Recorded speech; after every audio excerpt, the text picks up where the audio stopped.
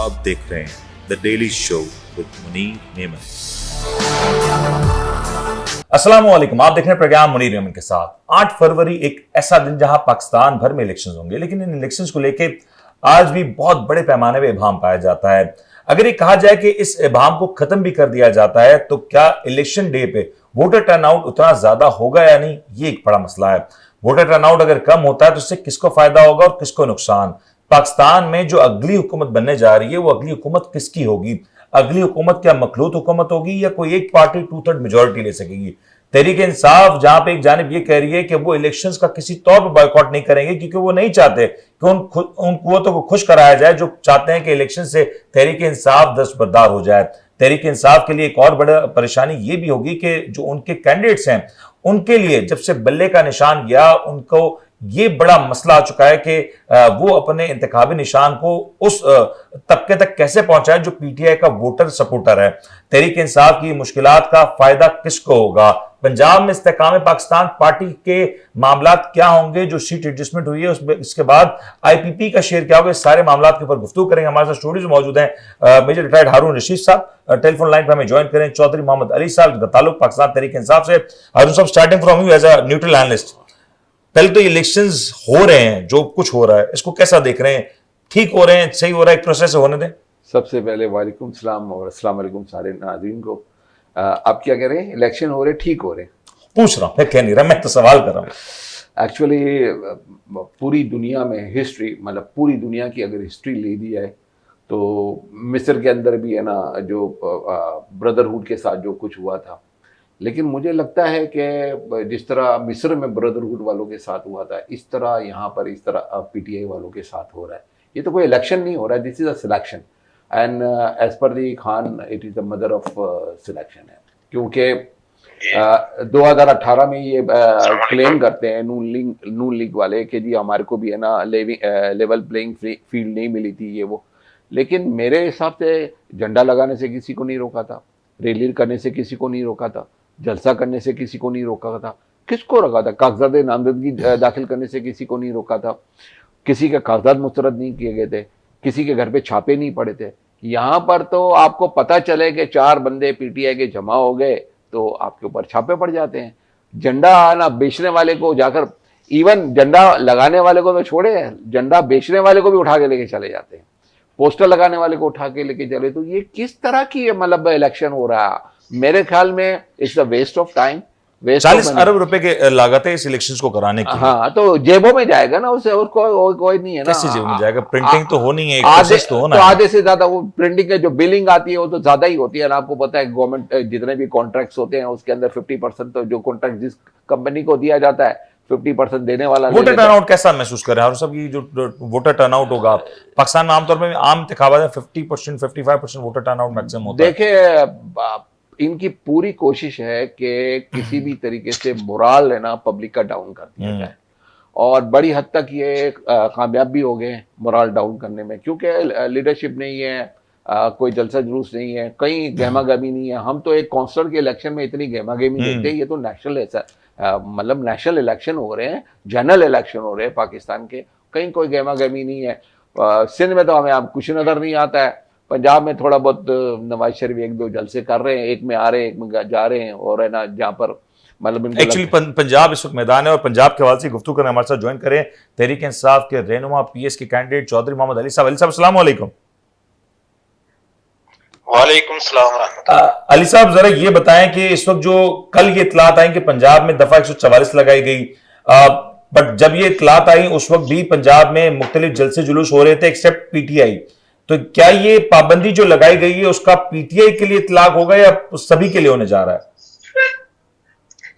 मेरा ख्याल है सिर्फ पीटीआई के लिए इतलाक होगा इसका, क्योंकि आपको पता है पीटीआई पिछले तकरीबन 2 साल से ये सारा कुछ बर्दाश्त कर रही है। जब पीडीएम की हुकूमत थी उस वक्त भी हमें कहीं निकलने नहीं दिया जा रहा था, और उसके बाद जब से ये जो निगरान सेटअप आया है, जहां जहां भी निगरान सेटअप आया, आप देख रहे हैं कि हमें कहीं भी निकलने नहीं दिया जा रहा।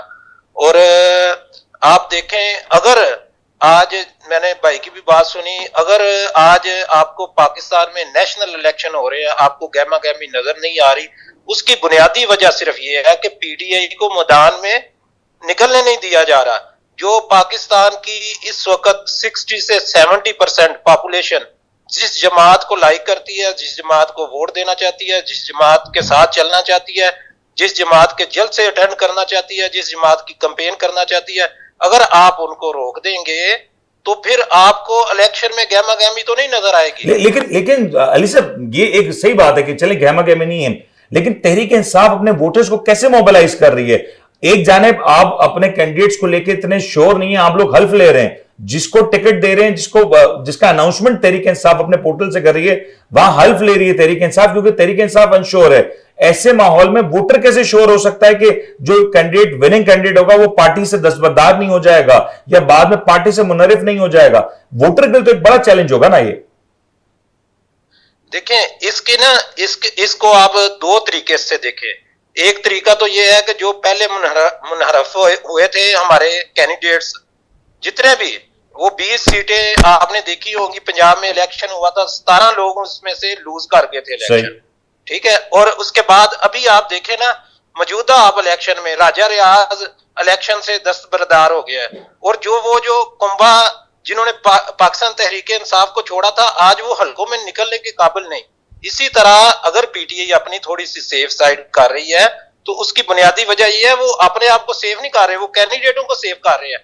कल कला अगर कोई कैंडिडेट पीटीआई का कैंडिडेट इलेक्शन जीतकर पीटीआई को छोड़ के जाता है, तो मैं ये समझता हूं उसका सियासी मुस्तकबिल बिल्कुल खत्म हो जाता है। क्योंकि इस वक्त देखें, सियासत होती है पॉपुलेशन के साथ। अगर पॉपुलेशन आपके साथ खड़ी है, आपकी कंट्री की पॉपुलेशन अगर इमरान खान के पीछे खड़ी है, वोट इमरान खान का है। लेकिन अली साहब, ये आपने बताया बगैर बल्ले के निशान के, आप खुद जानते हैं कि सिंध के दही इलाकों में, पंजाब के दही इलाकों में, केपीके के दही इलाकों में, बलूचिस्तान में आप नहीं मोबिलाइज कर सकते। आपके वोटर को शायद ये इल्म ही नहीं हो कैंडिडेट कौन सा है, उसका इंतखाबी निशान कौन सा है।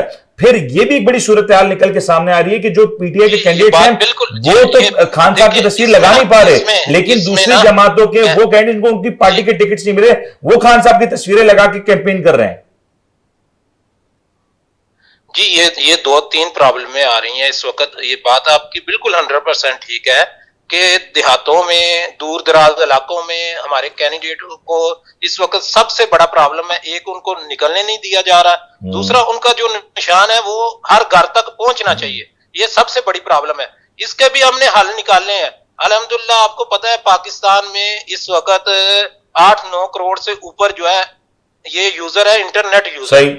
और इंटरनेट जितना भी यूजर है ना जी, अगर आप किसी गांव में जहां सिग्नल आते हैं ना, आप चले जाएं, आप स्कर्दू चले जाएं। सर, आजकल शहरों में सिग्नल नहीं आ रहा, गांव देहात की बात कर रहे हैं। नहीं, बात तो सुन लेना आप। आपका जब भी आते हैं, मैं कहता हूं 24 घंटे में आपका अगर 2 घंटे भी सिग्नल आए ना, तो लोग व्हाट्सएप पे, हम लोग व्हाट्सएप पे कैंपेन कर रहे हैं, हमारे व्हाट्सएप पे चैनल बन रहे हैं। हमारी जो तरतीब है ना, वो ये है कि हमने अभी अपने जो मैसेज हैं, हम इस तरह मैसेज लोगों को पहुंचा रहे हैं कि हाथों में हाथ बना के आपने जंजीर बनानी है। एक आदमी ने दूसरे आदमी को पैगाम देना है, एक फर्द ने दूसरे को पैगाम दे के, दूसरे ने तीसरे को, तीसरे ने चौथे को। इंशाल्लाह आप देखेंगे कि हम पूरा। अली भाई, मैं आपकी तरफ आता हूं। I got your point. मुझे हारून साहब से इस पे ऐड ऑन चाहिए। हारून साहब, ये अभी आप और मैं जब प्रोग्राम से पहले ही डिस्कस कर रहे थे कि जो तहरीक इंसाफ ने जो सोशल मीडिया का प्लेटफॉर्म यूज करने का ऐलान किया, इतलात ये है कि तहरीक इंसाफ के बहुत से व्हाट्सएप चैनल्स इस वक्त ब्लॉक हो चुके हैं। कहीं मछली आ जाती है और कहीं है ना कोई खिलाई मखलूक आ जाती है, तो वो बंद हो जाते हैं चैनल। कैसे मतलब अब तहरीक इंसाफ कैसे कर सकती है कैंपेन? सोशल मीडिया का चैनल नहीं देते। और है ना, मैं इनकी बात में ऐड कर दूं, मैं आपको बता देता हूँ, बहुत से लोगों, स्पेशली मैं आपको बताऊं, सिंध के अंदर है ना टिकटों की डिस्ट्रीब्यूशन है वो सही नहीं हो सकी है। रीजन बीइंग इसकी यही है कि जो वहाँ खान साहब को है ना कोऑर्डिनेशन नहीं हो सकी है। और ये जितने भी लोग आए ना, वो लॉयर्स लोग आए। मैं इनकी इंटीग्रिटी पे डाउट नहीं करता हूँ, लेकिन बहुत सारे यहाँ पर जो बहुत डेडिकेटेड वर्कर्स थे ना, जो टिकटों के उम्मीदवार थे, यहाँ पर नहीं मिले। अब मेरी किसी से बात हो रही थी ना, तो उसको भी टिकट नहीं मिला था। आपको पता है कि मैं भी उम्मीदवार था। तो बात यह है कि मेरी उनसे बात हो रही थी ना, तो वो ये कह रहे थे कि जितने भी आजाद जीतेंगे ना, आज कुछ तो कराची से छट गए, सारे छट गए ना, जितने दो नंबर थे लोटे थे वो बन गए। अभी जो इलेक्शन होगा ना, इसमें फर्दर छटेंगे। जो ये जीतेंगे ना, पहले तो ये जीतने नहीं देंगे, अगर जीतेंगे तो इनको प्रेशराइज किया जाएगा, लालच। देखिए, पैसों के आगे कौन ठहरता है? पहले पैसे, धमकियां, बच्चों को उठाना, घर पे छापे, आपके ऊपर केसेस, आपको बंद कर देना, तो इतनी सारी चीजों को मतलब आप हारून साहब ये कह रहे हैं कि इलेक्शंस अगर हो जाते हैं, मैं ये फॉर्म तस्वर कर लेता हूं कि पीटीआई 40-50 सीटें जीती, इतनी सीटें जीती, इसके बावजूद कोई और पीडीएम तर्ज की कोई हुकूमत बन जाती है, इसके बावजूद आपको लगता है ये प्रेशर कंटिन्यू रहेगा? देखिए, मैं आपको बता दूंगा, आप 40 इलेक्शंस के बाद ही पीटीआई के ऊपर प्रेशर रहेगा? 40-50 नहीं, मैं आपको बता देता हूं, मेरी अपनी सोर्सेज है, मेरे अपने सर्वेस हुए हैं, 90% सीटें है ना पीटीआई जीत रही है पेशावर से, और 67 से 75% मेरा अपना जो हमारा सर्वे रिपोर्ट है ना, 67 से लेके 75% तक है ना पंजाब के अंदर उसके वोट है। सिंध के अंदर है ना, देही सिंध के अंदर इनके वोट कम है। यहाँ पर है ना, कराची के अंदर है ना, ये 50-52% पे है ये।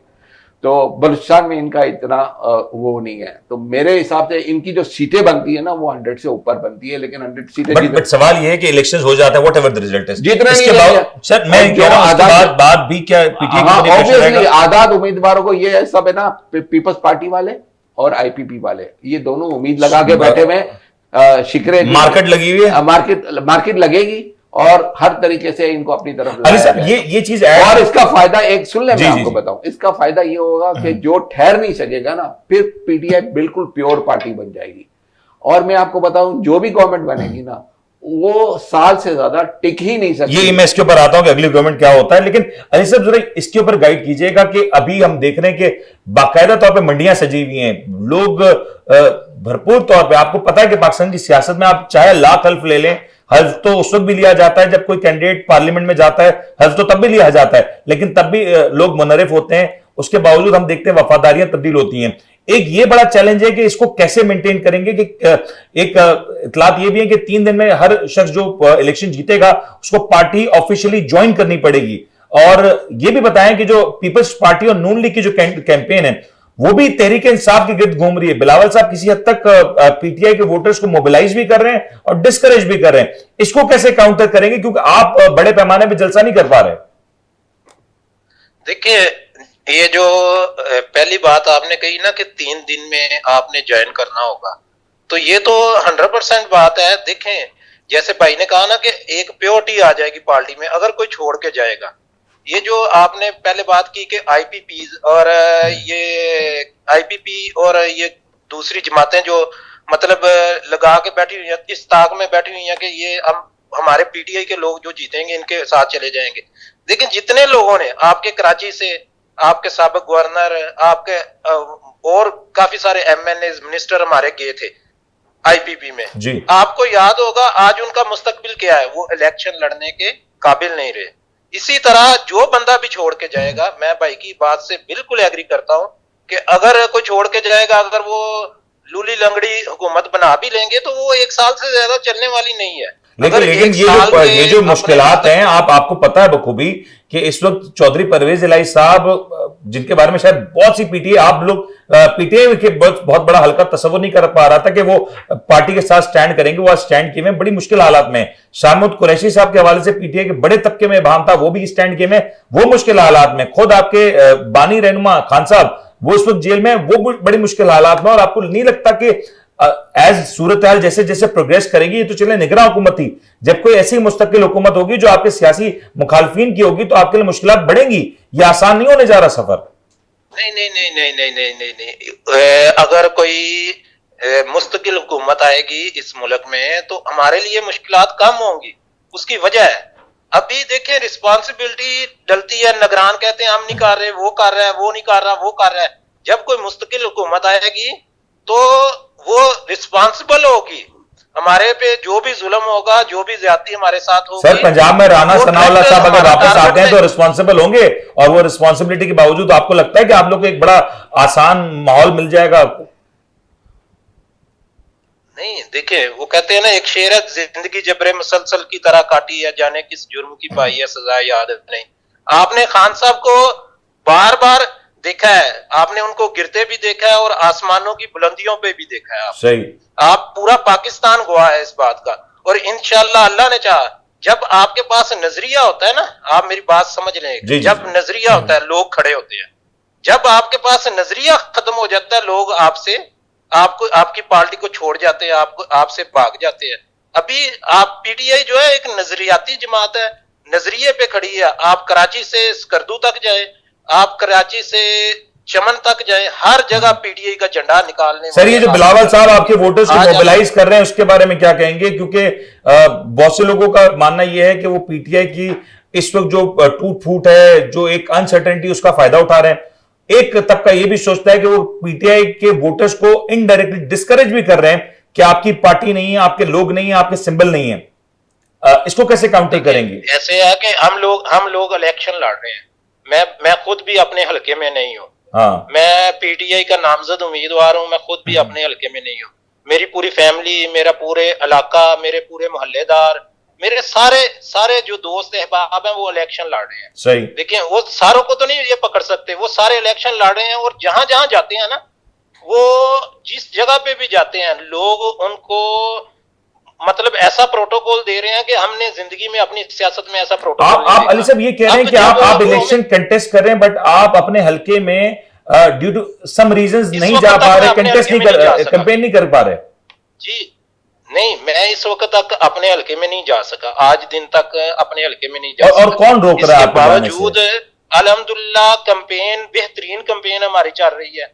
और दोस्त साथी, मतलब डेली बेस पे जो रिपोर्टें मुझे आती हैं, जो पिक्चरें आती हैं, जो सिस्टम हमने बनाया हुआ है अपना लोकली, वो अल्हम्दुलिल्लाह हम बड़ा सेटिस्फाई हैं। अली साहब, आखिरी प्लीज ये चीज ऐड कर दीजिएगा कि अगर इलेक्शन डे पे जो अब तक इतलात आई हो, जो बाकायदा खुद हमें जो ऑफिशियल बयान भी आ चुका है कि ऐन मुमकिन है कि इलेक्शन डे पे भी इंटरनेट स्पीड के मामलात रहें, तो आपको ये बात पता है कि पीटीआई का एक ही हथियार है इस वक्त, सोशल मीडिया।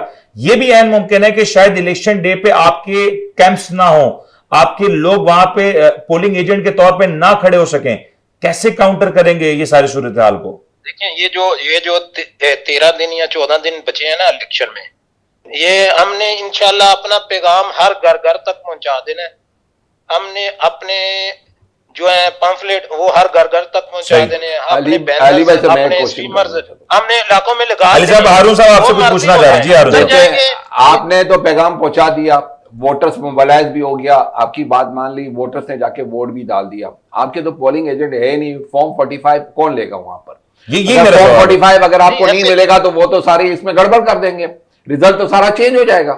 फिर आप उसको कैसे काउंटर करेंगे? जी बिल्कुल आपकी बात ठीक है। इंशाल्लाह ऐसे नहीं होगा कि आपके पोलिंग एजेंट नहीं होंगे, इंशाल्लाह पोलिंग एजेंट भी होंगे और बड़ा आ जाएंगे। अली भाई अभी तक आप है ना, पता नहीं किसका उसमें खुशफहमी में मुब्तला है।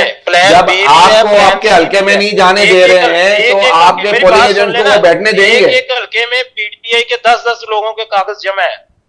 अगर पीटीआई का जो ओरिजिनल कैंडिडेट है, जो पीटीआई का नामजद कैंडिडेट है, उसके नाम पे अगर कहीं किसी जगह पे अगर कोई पोलिंग एजेंट कम भी होगा तो उसके जो मुतबादिल कैंडिडेट है, उसके कवरिंग पीटीआई के लिए बड़ा मुश्किल मरहला होगा। देखें, जब आपने मैदान में उतरना है ना, तो आपने हर जगह से सोचना है। बहुत बहुत शुक्रिया अली साहब, हर जगह पे फाइट करनी है। अली साहब थैंक यू सो मच। हमें ब्रेक का कहा जा रहा है और यकीन तौर पे तहरीक इंसाफ के लिए ये एक मुश्किल मरहला होने जा रहा है कि इलेक्शन डे पे जो इलेक्शन डे की जो अपनी पॉलिटिक्स है, इलेक्शन डे की जो अपनी एक साइंस है, उसको पीटीआई कैसे मेंटेन कर सकती है, उसको कैसे मैनेज किया जाएगा।